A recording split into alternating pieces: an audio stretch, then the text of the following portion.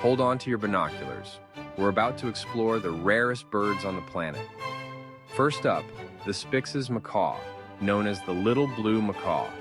With only a handful left, it's a true gem of the Amazon rainforest. Next, the kakapo, a flightless parrot from New Zealand. With its mossy green feathers, it's the nocturnal ninja of the bird world. Meet the Philippine eagle, an apex predator with a wingspan that'll make you gasp. This majestic bird is critically endangered. Then there's the Madagascar poach-ard, a diving duck, thought to be extinct until recently rediscovered. Talk about a comeback. And finally, the ivory-billed woodpecker, a ghostly beauty lurking in the swamps of the southern U.S., a true legend among bird watchers. Aren't they incredible?